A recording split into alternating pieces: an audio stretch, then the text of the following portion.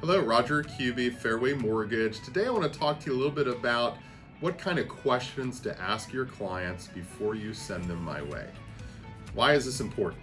Well, the best way to ensure that your client has the most success, the best experience, and that we together as a team have the highest conversion ratio is to ask them a few simple questions before you send them my way. Number one, employment. First off, if they're not employed, they can't qualify for financing. However, after just that simple question, you'll want to ask, are they employed or self-employed? If they're employed, you want to ask them how long have they worked for their company and how long have they been in that career field. If the answer is in the career field for more than 2 years, they're in great shape.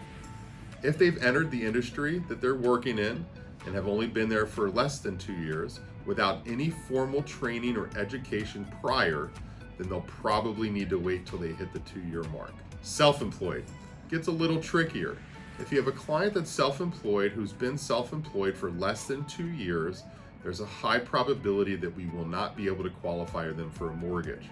And what I mean by 2 years of self-employment is that they've filed 2 years of tax returns as self-employed. The second item that you want to ask your clients is credit. Do they have a credit score? Do they have good credit? Do they have great credit? Do they know what their credit score is? 620 or higher is going to be good enough for a mortgage. Once we fall under 620, there may be a little bit of work for us to do. 580 to 619 is a credit score that we can possibly work with. If the credit score is under 580, more likely than not, that client will need some long-term credit repair to get themselves in position to be able to qualify for a mortgage. Number 3, finances. Do they have any money saved for a down payment and closing costs? Typically speaking, most buyers will need at least a 3 to 5% down payment, depending on their price range, plus $10,000 to $15,000 for closing costs. So, at minimum, most buyers need at least $25,000 to be able to purchase a property. However, we do have down payment assistance program. So ask your client approximately how much do they have saved for the purchase. If it's under $25,000 and they don't have the means to get a gift from a family member, more likely than not, we'll be looking at down payment assistance for them. And the last few questions you want to ask have to do with how you're going to introduce them to me and whether or not they're ready to be introduced.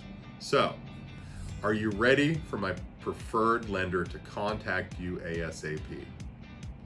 What is the best time for my preferred lender to contact you? And how would you like me to introduce you? Via email or via text or pass along the phone number? Now, based on my experience, the highest conversion comes from an email, then a text, and then lastly, passing along my phone number. That probably has the lowest conversion rate. I hope all these tips in introducing your client to me to get pre-approved has been helpful. If there's any feedback or any other questions you might have, feel free to reach out to me. You know how to get a hold of me, but 619-701-4027, and make it a great day.